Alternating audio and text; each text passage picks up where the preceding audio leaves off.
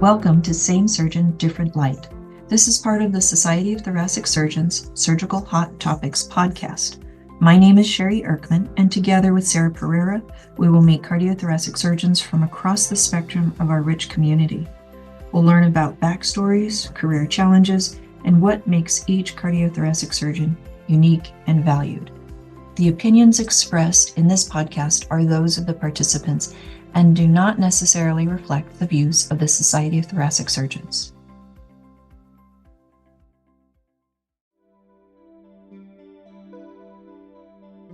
Same Surgeon, Different Light is brought to you by the Society of Thoracic Surgeons Career Center, where you'll find free access to cardiothoracic surgery jobs, career development tools, and professional guidance. Visit the STS Career Center at careercenter.sts.org. Today's episode of Same Surgeon, Different Light features Dr. Tomislav Mihaljevic, cardiothoracic surgeon, leader, CEO, and president of the Cleveland Clinic Health System. He leads 83,000 in the comprehensive care of patients with an operating budget of over $16 billion. He completed medical school at the University of Zagreb in Croatia and trained at the Clinic for Cardiovascular Surgery at the University Hospital of Zurich, Switzerland. He completed his general surgery and cardiothoracic training at Brigham and Women's Hospital, and as an early career surgeon, he performed over 3,000 operations specializing in minimally invasive and robotic-assisted cardiac surgery. He assumed responsibility for the creation of Cleveland Clinic Abu Dhabi as the CEO, and since 2018, he serves as the CEO and the president of the Cleveland Clinic Health System. Under his leadership, this storied institution has enjoyed growth in revenue, patient population, and innovation. We are pleased to visit with Dr. Tomislav Mihaljevic.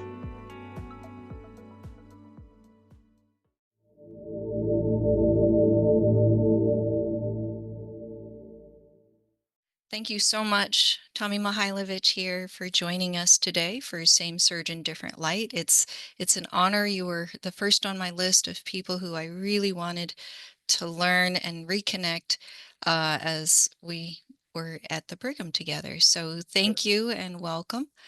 And tell me a little bit about your background and where you grew up. Yeah.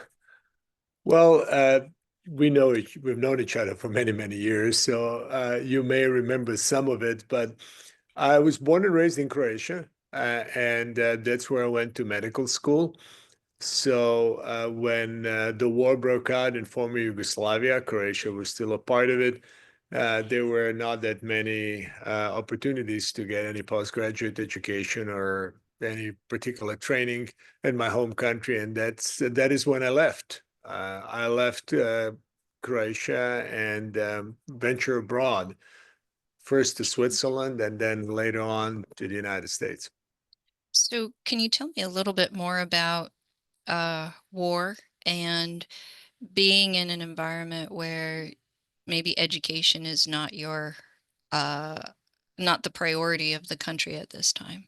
Well, it was horrible. I mean, there is nothing worse than experiencing the war. I have to say that I personally have not suffered any loss, not that it's my extended family, but we've seen people who've suffered tremendously. Very few folks, with the exception of those who had some experiences with the war, realize how much destruction can be created in a very short period of time, and also in the same sentence, how much longer it takes to recover from that destruction, literally.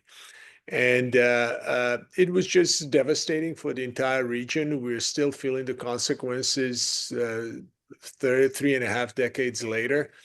So, growing up in Croatia, we had very limited access to exceptional medical education. So when I went to Zurich first, where I got the research position at the University Hospital in Zurich and cardiac surgery, that's how I got into cardiac surgery.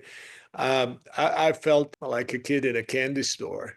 Just the access to medical information, the mentorship, the environment, it was just phenomenal. And I really embraced it fully. Ability to do high quality research, ability to learn, ability to see exceptional surgeons and have great mentors. It was a wonderful experience early on. So before you moved to Switzerland, who did you have to help navigate your decisions? Nobody. I didn't really have any formal mentorship. It was just a set of circumstances. I happened to, uh, I had a good opportunity and a chance to meet Dr. Marco Torina, who at the time used to be a chair of a department of cardiac surgery at the University Hospital in Zurich. And he's also a Croat by background. So we met in our hometown in Zagreb, Croatia. And it was a funny conversation. He said, okay, so I understand that you would be interested in this research position in my laboratory. And then he asked me to speak German. I said, not a word. He said, okay, so how much time do you think that you need in order to speak German fluently? I said, well, I didn't know what the right answer to that was, but I said, I'm in Croatia. I didn't know, about a year. It's a new language. He said, oh, if you cannot do it in 3 months, there's nothing to talk about. So I dropped everything that I had. I was at the time volunteering in a few places, and I was working in my medical school as an instructor in gross anatomy. So be it as it may, I moved to Austria and managed to learn German in 3 months so that I could actually get into Switzerland, and only to find out that the type of German that I learned in Austria was different than the German that was spoken in Zurich, Switzerland. But the short answer to your question is I didn't really have any formal mentoring until I really moved to Switzerland. And who did you leave behind in Croatia as you made the move to Austria and then Switzerland? My entire extended family, my mother, my sister, all of my friends. I have only one sibling, but I grew up with a large extended family. My mother was one of eight. We're a very tightly knit family. My father has two siblings, so I had more than 30 first cousins, and we really grew up together. But I left all of them behind, and I'm the only one who left the country. And did you have some trade-offs and decisions, or was it very clear this is what you're going to do? In the absence of choices, the decisions are pretty straightforward. I did not really have a good educational alternative at the time, any. So this was the only thing that was offered to me. And so it was a relatively easy decision to make. Later on, through my professional career, I had to make a number of different decisions when I had to entertain certain trade-offs. But the only trade-off here, which is a significant one, is the one that you just mentioned, the trade-off of leaving my home country and my family, all of my friends, people who I knew, and go and do something that had an uncertain future, because I did not get a residency position. I just got a research position for 1 year, and then I kept on extending it from 1 year to another, to third, to fourth, while I was in Switzerland. But then at a certain point, it became very obvious that being a foreigner coming from where I came, from war-torn Croatia, there was absolutely no way for me to get a residency position. So I had to do something differently. And your family, were they all in and supportive of this, or was it some sort of, convincing of them that this was the right thing to do? Well, now we are parents, so I think we can both relate to the fact, you have kids, and the kids are leaving home, and my parents were extremely supportive of everything that I decided to do professional. Although I know that it was because we were so close, and we continue to be so close. I speak with my mom every day. It must have been very difficult. I know it was very difficult for them to see me go. And aside from the language, did you feel prepared to take on this responsibility? No, no, I didn't. So what did you do in these times of uncertainty? how did you move forward? First of all, I just completely threw myself into the environment that I was in, not just medical environment, but also cultural environment. I was trying to kind of through osmosis try to learn everything about how to live and function in a different environment. I learned the language to the extent that I kind of got a really very, very proficient at it, very proficient. At a certain point, I spoke German probably better than I did my native mother tongue, Croatian. So that was extremely helpful because that allowed me to communicate with nuance, to speak as a native speaker, uh, to absorb the cultural environment and try to pick up the habits, the behavioral norms of the environment that I never used to be exposed to. And that was really a simulation was really important to me. And I very much enjoyed it because it just opened the entire world, entire new world to me. So I just enjoyed, I guess, learning everything that I could. And we have to And understand, coming from Croatia, I mean, learning everything may sound like a relatively superficial statement, but when I was in Croatia, I remember buying Harrison's Principle of Internal Medicine, and it was this one international bookstore in my hometown. At the time, I worked as a during my entire medical school. I did night shifts as a nursing assistant in one of the local hospitals. So I had to work, I think, for 6 or 7 months to get enough money to kind of collect enough money so I can buy one textbook, foreign textbook. So I still have it to this date. And I really, really enjoyed it because I had something in my hand that opened this window into this new world. This was era before internet, when countries like mine were relatively closed. So this was like this kind of little window into the world that exists out there. So um, uh, it was just a different time. No, but I wasn't prepared for anything. I just probably just had a willingness and a curiosity to learn. you were doing this research fellowship. How how close were you to a clinical environment? Well, it was very difficult to get into the operating room because everybody wanted to go to the operating room, obviously. It was a surgical residency, but there were areas that not everybody needed or wanted to go to every time. So I spent disproportionate amount of time in the intensive care unit. And I spent essentially my 4 years working in the ICU, cardiac surgical ICU. And that was a phenomenal experience because I learned a lot about the physiology, how to take care of very sick patients, everyone from pediatric to adult patients. And I would typically get an opportunity to go to the operating room on nights and weekends when there was less competition. So I would scrub in for the cases where it was easy to get in. So nobody was keen to scrub on, Friday night for dissection that starts at 1 o'clock in the morning or transplant. And I was there then. And did you know you were going to do surgery or cardiac surgery? Where were you in this, you know, But career my, trajectory idea? that is probably kind of a too refined way of thinking about my career building. I just wanted to get the best possible education that I can, that was available to me. What I realized early on is this tremendous responsibility that we carry as physicians, responsibility to really provide exceptional care for our patients. And I made early a decision, which was more instinctive than it was rational, to find a position, a job where I can get a really, really good medical education.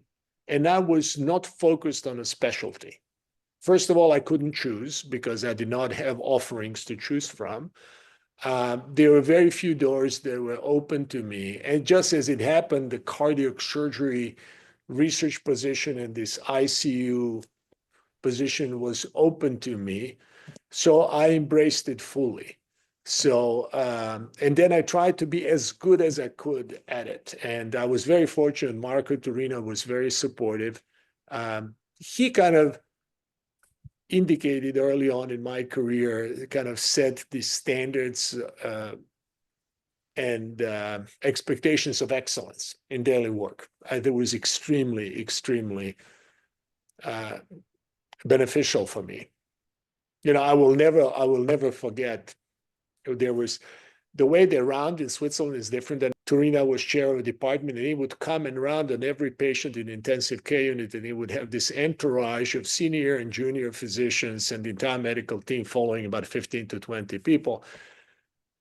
And I would be there in intensive care unit early in the morning after the end of the night shift, and I would be presenting the patients who were there. And I would be standing next to the patient. I would literally recite everything from vitals to labs and so on and so on. And once he asked me, so what was the platelet count for this patient today? And I knew the answer. He said, what was it 2 or 3 days ago? And I couldn't remember. And then he said, you know, you need to know everything about your patient, not just today, but, you know, throughout their entire hospital stay, and you need to know it cold. So I took it to heart, and I would come then to the intensive care unit at 3 o'clock in the morning and start to prepare for the visits that took place at 7 o'clock in the morning. So I spent 3 or 4 hours just literally memorizing and getting to know every single thing about the patient so I wouldn't be caught out flat. And you may say, well, it's a wasted effort because a lot of this could have been read off of the chart. But what it did instill in me is this need to really know absolutely everything I could about the patient so I can take really, really exceptional care of them. And it was that one simple remark left a lasting impact on the way that I thought about patient care. So in this environment, did you need to do this and elevate yourself among competitors, or was it something like a more, organic evolution of to a more senior role? Oh, I think, you know, there are several barriers that one needed to break. One is I was foreign. So, and then I came, you know, with very little to no preparation. So I needed to prove to everyone that I can do the job. And a lot of it, I literally went out to the bookstore and bought, I think it was Marino's ICU manual, which was the book that I, so to say, self-educated myself. I did not really have anyone to steer me through the ICU management. So I had to learn in a relatively unstructured fashion. But yes, you had to earn your stripes. And I did it by somewhat self-educating, somewhat leaning on more senior residents in the ICU, but this was less of a structured education that we would see, let's say, that I experienced at the Brigham. It was very, very good. It was way better than what I had in Croatia, but it was just different than what I saw in the United States later on. So, cardiac surgery was an opportunity. Did you ever look up and think, maybe this is not the right path for me? Should look at other specialties. No, I couldn't. I mean, yes, I could look at other specialties, but it was just it was a luxury that I couldn't afford. There are no other specialties for me. There are two choices for me. I either try to do the best I could in a specialty that was available for me then, or I go back home. So you are there for 3 to 4 years, and Yes. how do you know where to go next, or that you're ready to go someplace else? Tell me a little bit more about. I didn't really know. I was 31 at the time. What I did find out in a very direct conversation, I asked Marco Torino, I said, could I get a residency here? Because I was there for 4 years and I had nothing to show for. I just kept on working and working in a lab and then working in the ICU. And, they were very kind to me, but everybody there said openly, listen, as long as there are other candidates who are domestic, you will not get residency. And so I said I was 31 years old, so I had to do something. And I said, well, I'd like to try my luck in the United States. I passed all the CFMGs and everything else, and so I had, so to say, at least the qualifications to apply for residencies in the United States, but I couldn't get any residency, obviously, applying from Europe at the time. But then Marco Turina reached out to Larry Cohn, who Larry was the chair of Department of Cardiac Surgery, Cardiac and Thoracic Surgery, Cardiac Surgery at the time at the Brigham.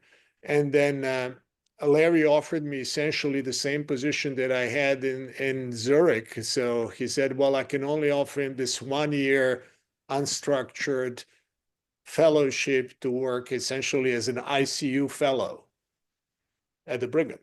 So that's how I made transition from Zurich to Boston, but there were no promise of residency. And how was your English at this time? Well, I think it was worse than my German, paradoxically. It's difficult for me to compare it, obviously, but it was fine. I was conversant, obviously, and I could do most things. And probably my accent may have been a bit thicker than it is today, but passable. And what other barriers did you foresee in transitioning from Zurich to Boston? I just didn't know what to expect, quite frankly. I said this is a pre-internet era. I didn't know where I was going. I barely knew what Brigham and Women's is or where it's located. There are no information online. You didn't know where you're going, who you're going to. It is just like it's typical immigrant story. I literally had 2 suitcases, one with my clothing and the other one, for some reason, I was carrying these books and New England Journal of Medicine's, the copies with me. I was schlepping that across the pond for no obvious reason. And I came to Boston. That's it. I didn't really know. I had no idea what's ahead of me. And did they fully disclose to you who Larry Cohn was? And No. I met Larry actually. In all fairness, I met Larry once before I went over to Boston because there's a European Society meeting in Bern, in Haag, in Den Haag, in Netherlands. And it's a funny story because I met Larry. So Larry was there. We had breakfast, and then he went out to smoke his cigar, which I was just amazed to see that. And of course, who walks into that hotel? Christian Bernard. So I went out to Netherlands to meet with Larry about my future position at the cardiac surgery department, meet Christian Bernard. I had a nice chit chat with the legend, and go figure, that's how it started. so you come to Boston, and how do you integrate into the system? Your hope is that you'll get a residency in the United States at this time, right? No, I didn't really know. I was hoping, of course. I didn't even know what it means. I didn't know how to get to it. There were no clear path for me to get into the residency. But I got there and I started working as hard as I humanly could. I did not leave the hospital at all. And I was just trying to take as good of a care as patients as possible. And I did it in a very similar way as I did in Switzerland. I would come in at some ungodly hours. I remember I was living downtown, and every morning I would ride my bicycle to work from downtown all the way up to the Brigham, rain or shine. And I just worked as hard as possibly could. It was different. Everything was different. and but the patient care was similar or the same. And I think, people noticed that. That's where I kind of realized, first of all, I was amazed by how kind people were to me and how considerate they were. Brigham was just phenomenal source of knowledge. Uh, I was amazed at so many different levels. It was just the opportunity to work there just blew me away. So I was very happy to immerse myself completely into work. And did you find any barriers or hardships when you got to Boston, to the US, in terms of starting your work and try to Well, I further your well I career? well, I was really just trying to get by. The I came to a country that I didn't really know anyone, environment that I knew and nobody. Uh, so you have to kind of start all over. But everybody was kind. I made friends very quickly. People were very supportive.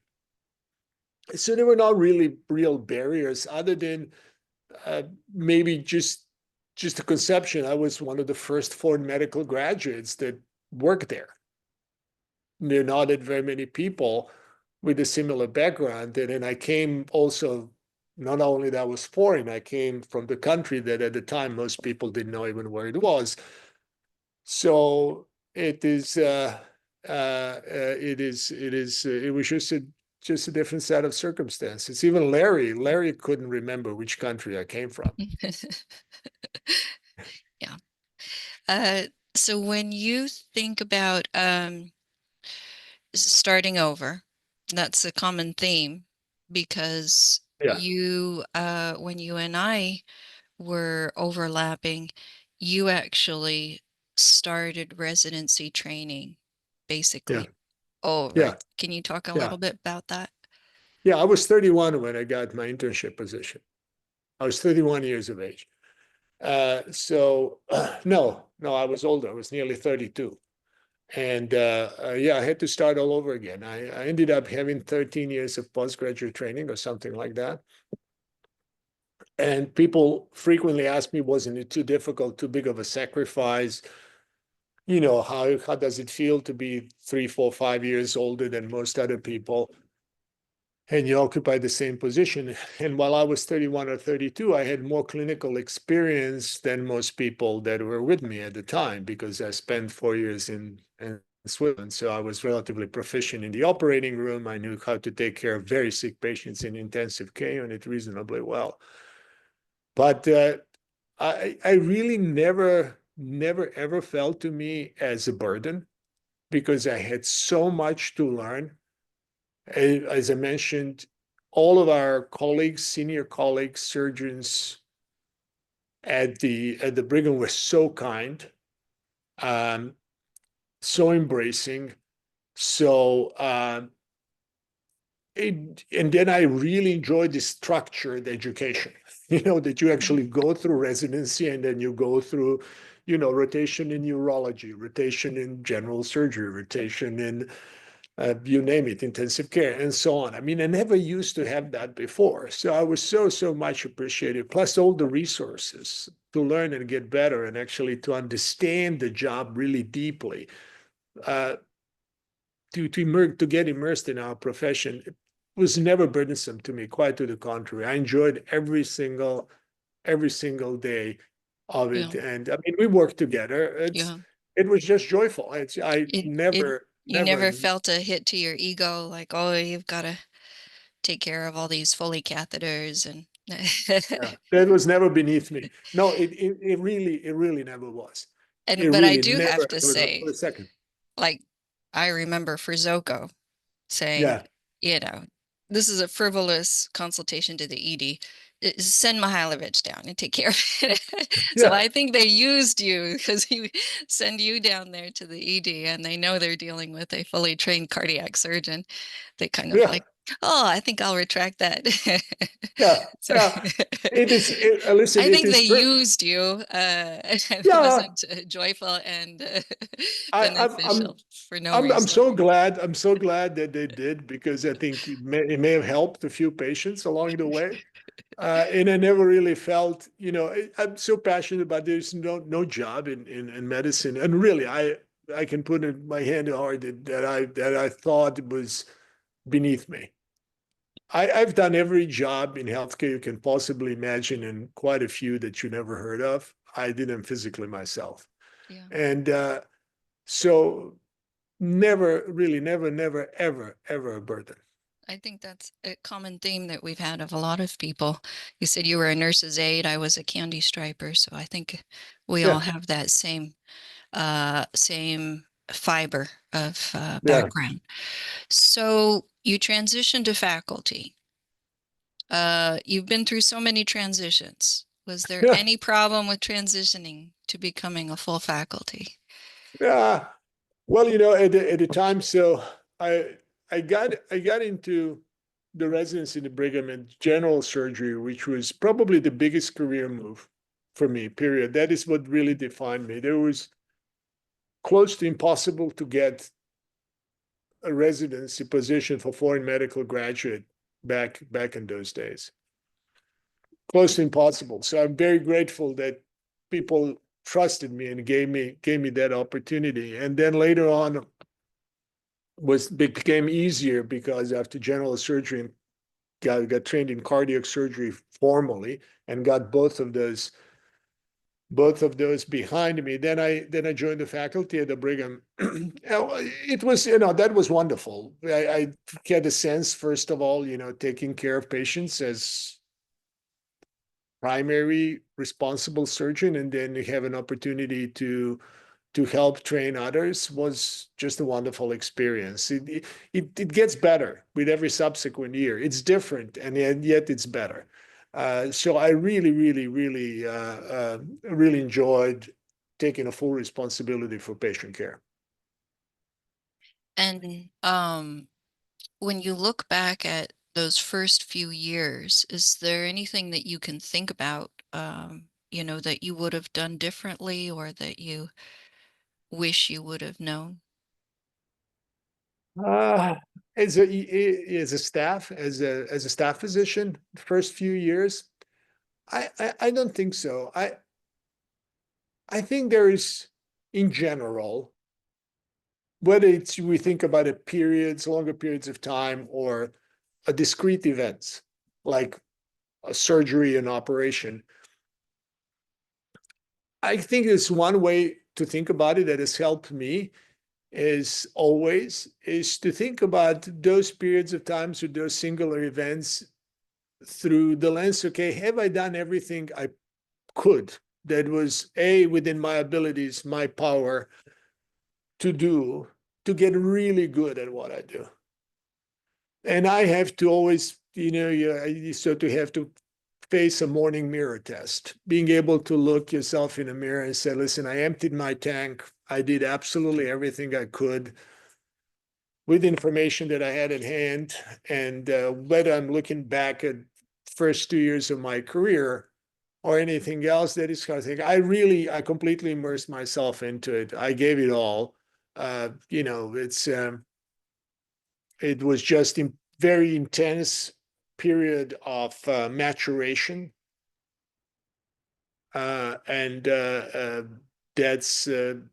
But I don't. There was not a time when I strategized a lot about my career. There was a time when I was really, really focusing to be as good as I can in my job from one day on to. You have a lot of dedication to the job, to the craft. Uh, but you mentioned you do have a family. Yeah. So when did the family piece come in and how did that Uh, impact your career? yeah, the family piece came in a bit later. Actually, right at the beginning of my first, I got my first job. I was 38. I think I bought my first house and a car when I was 40. So something like that. So, and the family came along roughly at the same time. And and my twins shortly thereafter. And it, of course, everything changes to a large extent. It's probably the most intense and the most wonderful period in my life was those first few years, when the twins were very little. And by that time, I was already in Cleveland. And you just kind of learn to allocate your time and energy on both fronts.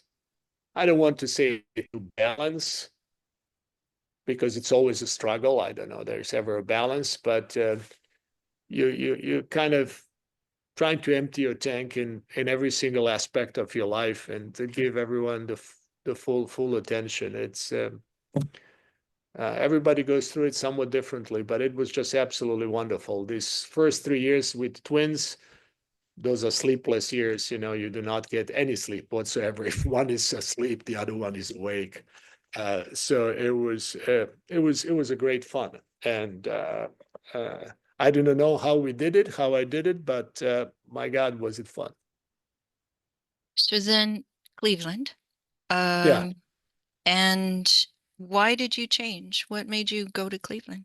It was a big dilemma. I mean, probably now with the passage of time, I can speak about it openly. So I'll kind of speak in this forum openly because so many years have passed. So many people who were involved at the time were not with us sadly any longer. So I was 40 years of age. I was 2 years out of my residency.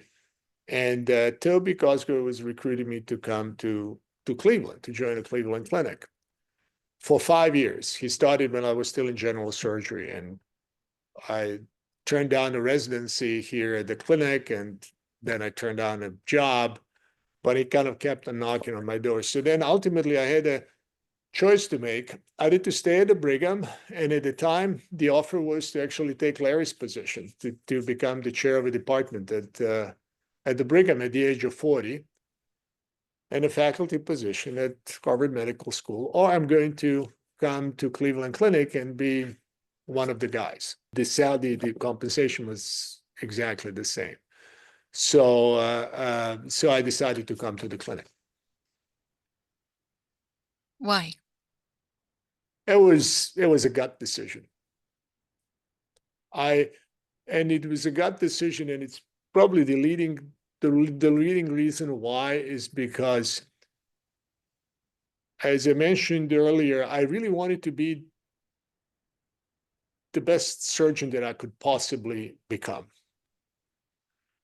That was my primary objective. I was less focused on the externalities of our profession, the titles, the position. I really wanted to know how good am I at the job that I chose to be my profession, and not only that, but at a job that carries so many responsibilities. People are trusting us with their lives. How good am I?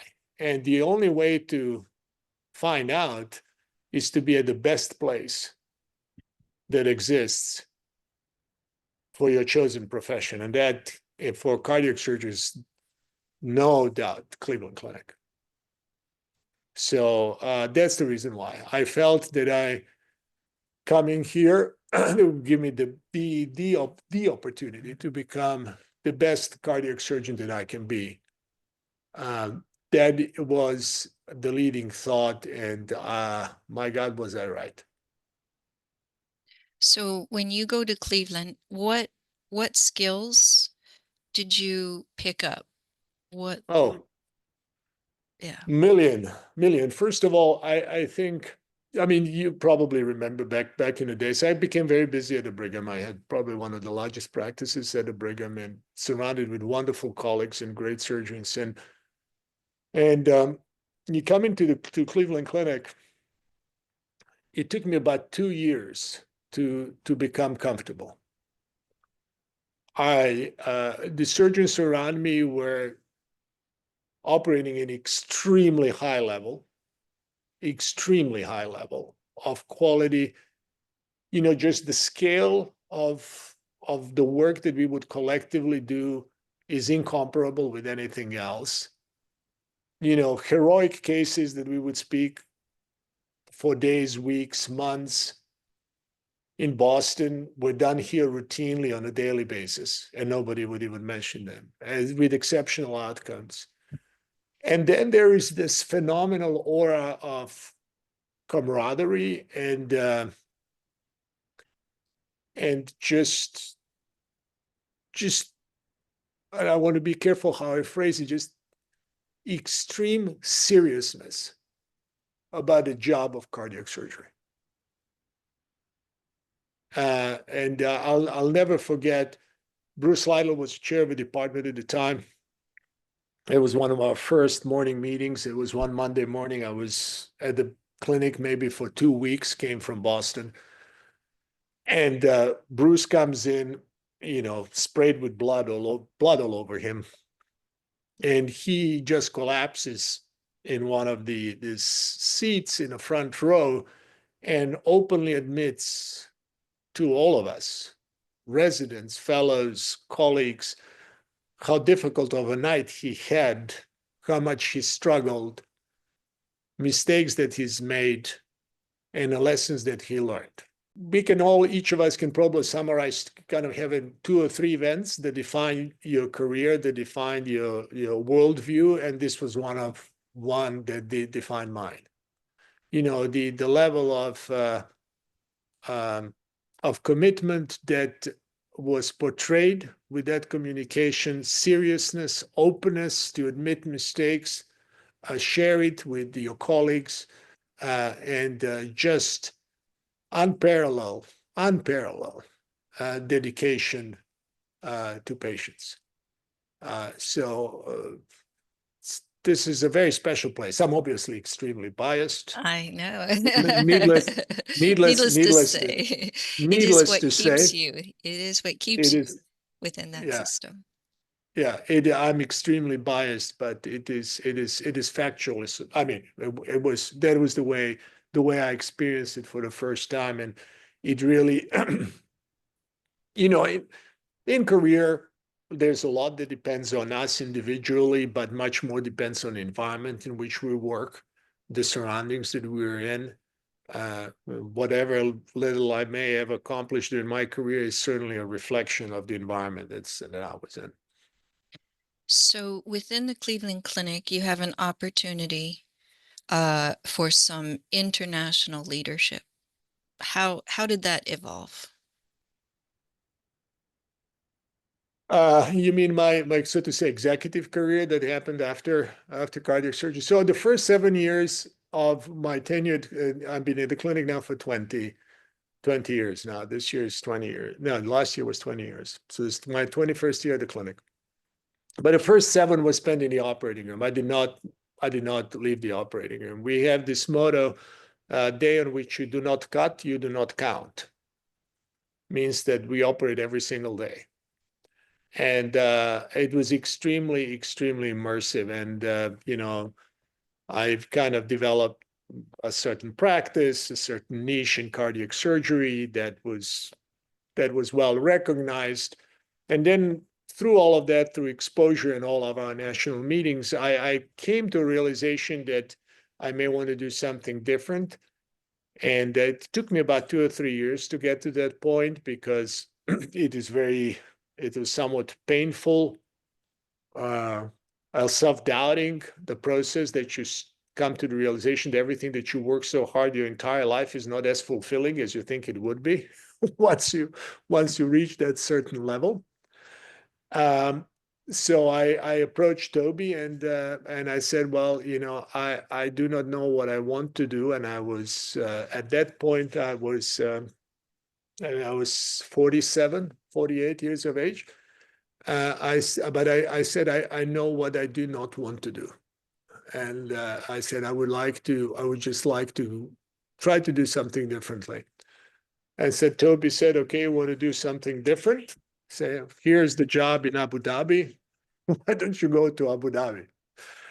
And at the time, most people probably rightfully thought it was the worst idea that anyone could ever entertain, let alone pursue. Yeah, I had probably one of the world's largest practices. in cardiac surgery, in particular in robotic surgery. We had the world's largest program that I helped build in robotic cardiac surgery. Everything was working splendidly. My kids were only 5 years old. And we went over to Abu Dhabi. I came back after 2 days, packed up all of our belongings, and we moved from Cleveland, Ohio to Abu Dhabi. The reason why I moved to Abu Dhabi is because Cleveland Clinic was doing something that has never been done before.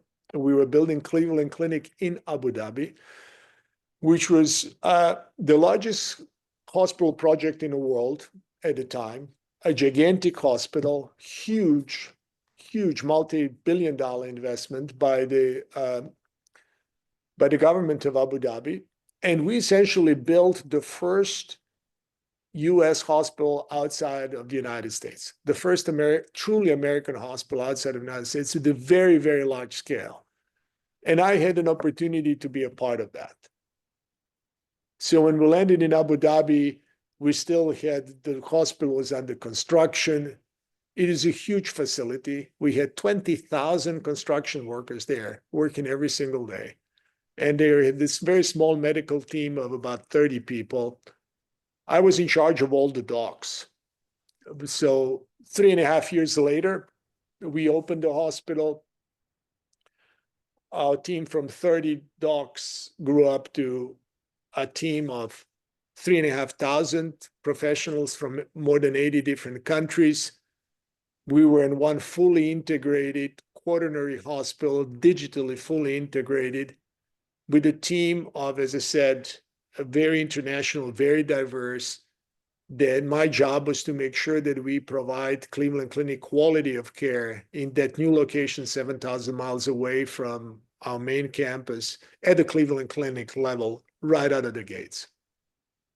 So that's the reason why I moved to Abu Dhabi, because I thought that being international, having lived in many different countries, I think there's so much good that we can bring to the world if we were just to move closer to the patients in need.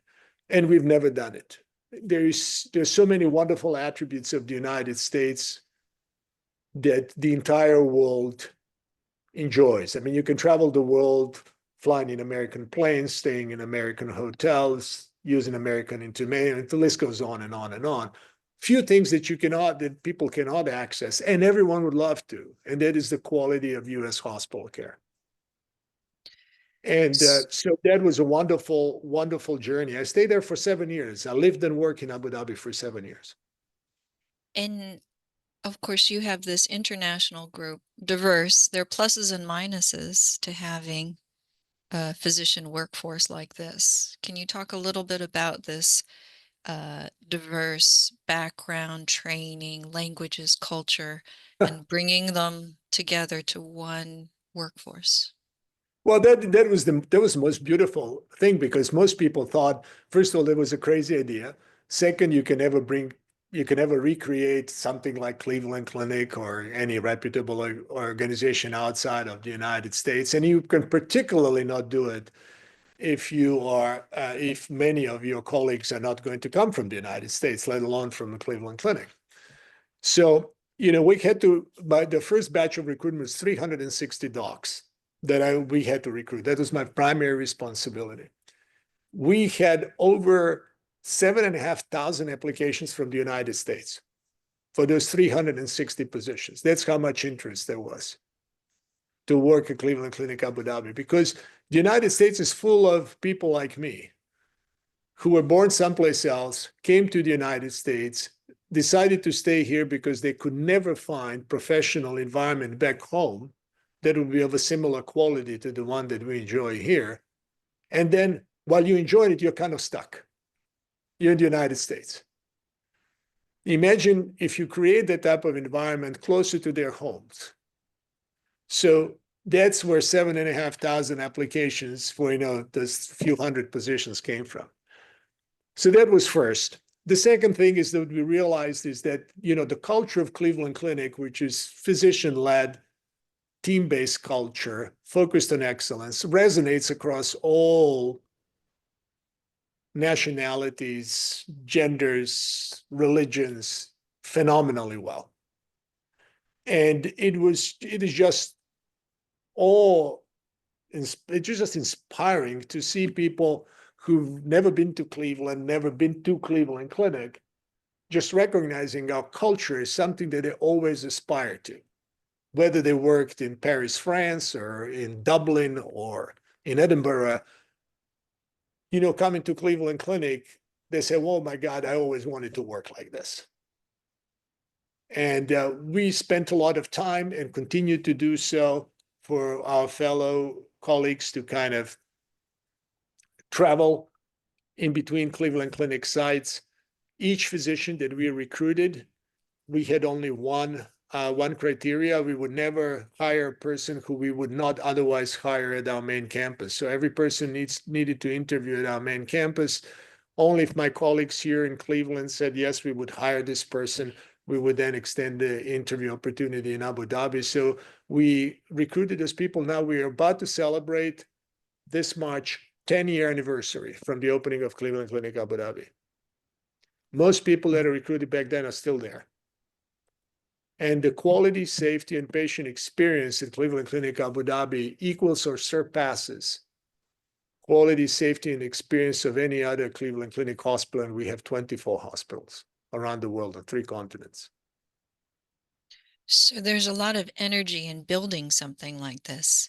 Oh, yeah. 10 years later, how do you keep that standard? How do you keep it fresh? How do you, continue to?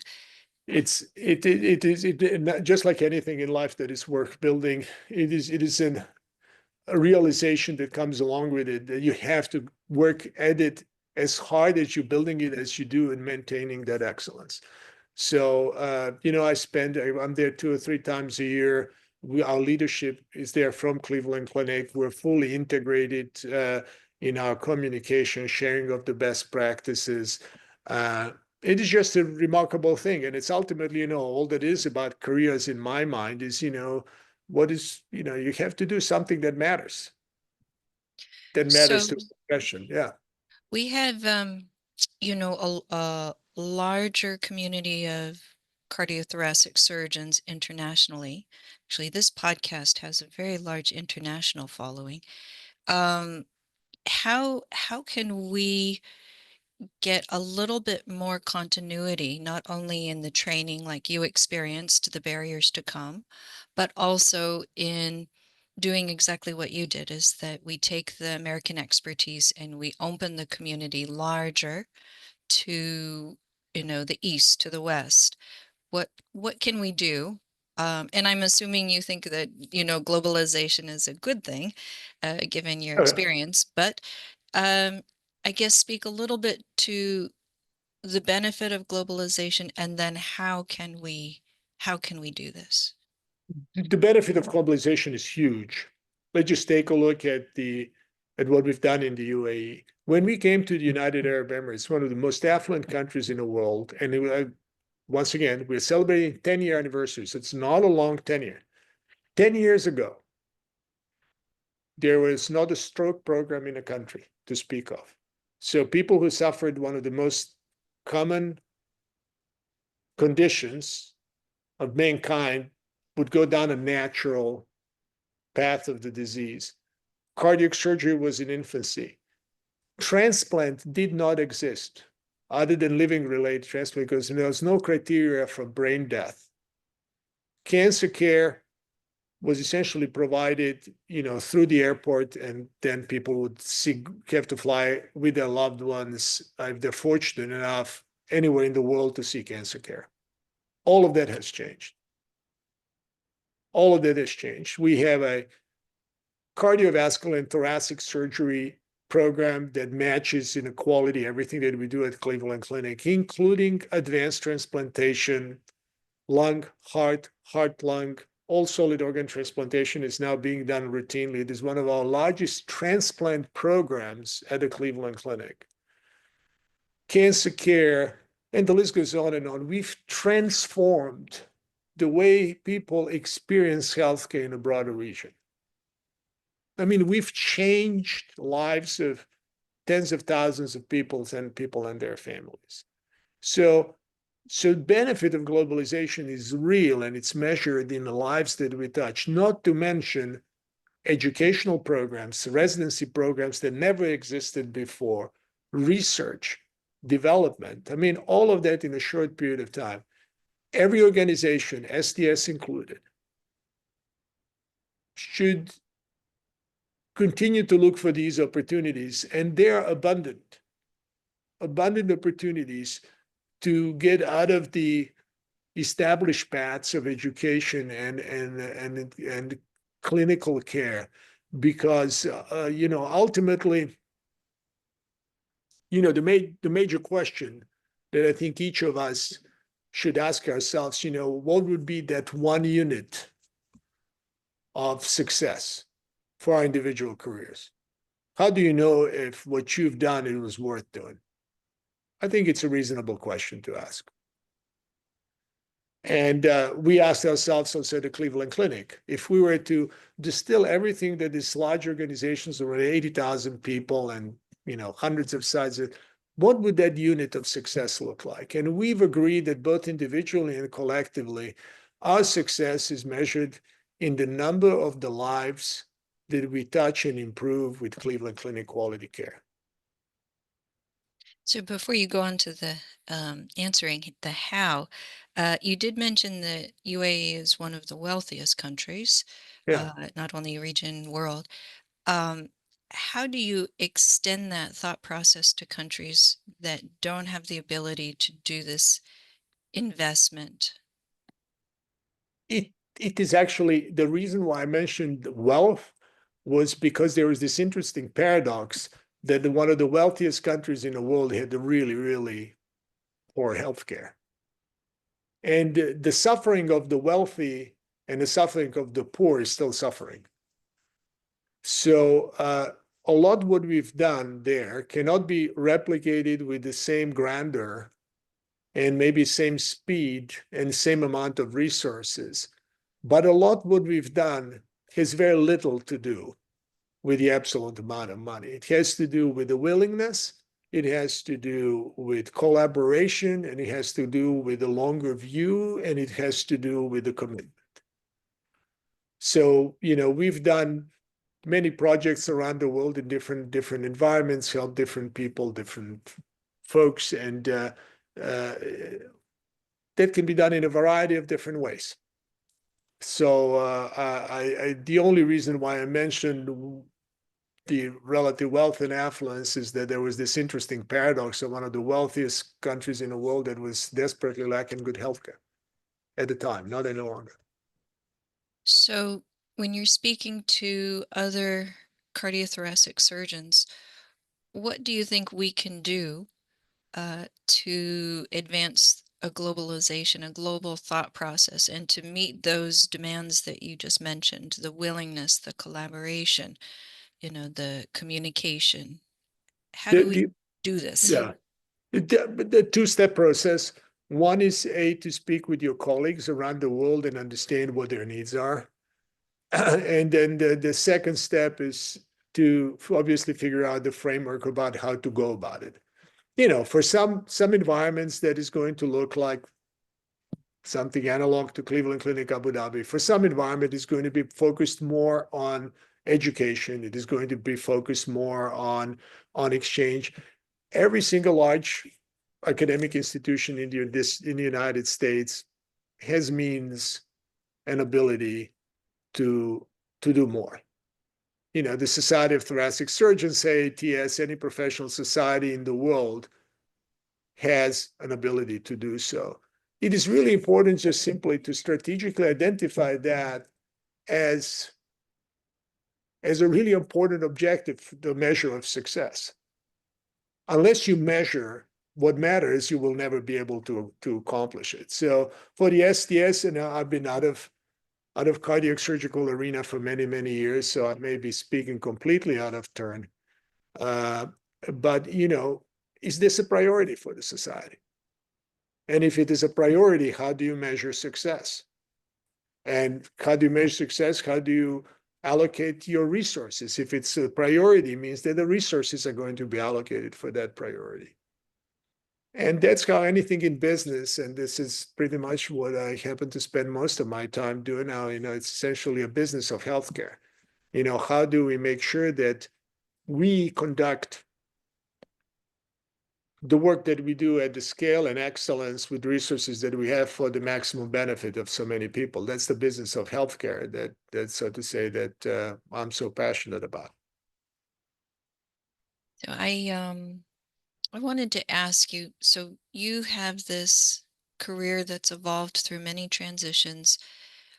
During this time, cardiac surgery has also gone through many transitions, Mhm. cardiothoracic surgery. Where do you see CT surgery headed for the future? Well, I think that any surgical specialty or any specialty has, so to say, a mandate for continuous evolution. And I think in cardiac surgery, we have for a long time historically, maybe this has changed, we have tried to defend the existing turf more so than looking for the new and the greener pastures. We're trying to, so to say, very hard to say, oh, what we're doing is so much more valuable than our colleagues in interventional cardiologists have to offer, which is true for some instances, but it's probably the energy, much more energy should be invested into saying, okay, so how can we evolve? How can we find new treatments and become a different specialty going forward? I think if we think about it in a radical way, for surgical professions in general, I think a successful career should be one in which we make most of the learnings from our training obsolete by the time we're done with our professional development. Instead of hanging to that illusion that whatever we learned, at the Brigham, a few decades ago is still going to be relevant and phenomenal at 30, 40 years later. That's a sign of failure. So I think I cannot give you an exact answer to where is cardiac surgery going to be heading, but it is certainly going to be focused on both cardiac and thoracic surgery to much more sophisticated image-guided interventions. It is almost certainly going to include greater degree of robotic technology that is continues to evolve. It is going to be evolve probably a greater combination of, so to say, a targeted molecular therapy for many diseases, in particular in thoracic surgery in your field. The teams that will be providing our patients with a comprehensive care are going to become much more diverse from their educational background standpoint, to say the very least. And I think those are just very, very exciting developments. And so the only advice that I would give, if I may even give any advice, is just to embrace those changes rather than fight them and resist them. The progress will happen. It's undisputable. You lean in instead of kind of digging your heels. It's just that's very rewarding in my experience. In my experience, I think we have a wonderful profession that can do a lot of good. It is going to be even more technically demanding and intellectually challenging, and there's nothing wrong about it. Well, Tommy, I'm so thankful to speak with you today. I can only imagine the impact that you've had both clinically, professionally as a mentor, to myself included, in terms of your leadership on a global side, and then now from a health services standpoint. So I think our profession will continue to benefit from your hard work and dedication. And thank you for taking the time to speak with us today. Oh, I'm delighted. I'm first of all delighted to see you. Delighted to have an opportunity to share what little insights that I may have I hope you'll find you'll find it beneficial. The STS has been a very important part of my professional development. It is just wonderful, wonderful organization. And I just realized it was established exactly the year of my birth. So just tells you a little bit about how old I am. Everybody's So, evolving. everybody's evolving, but it's a great society. He's done so much good for very many people, myself included. For that, I'm very grateful, and I'm really grateful for the opportunity to see you, to speak with you again. And God bless. I'm always here to help whatever I can do. I know you are. Thank you so much. Okay. Bye-bye.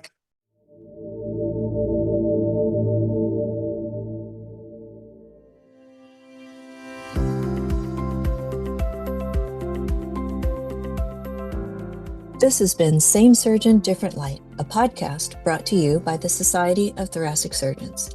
Thank you for listening.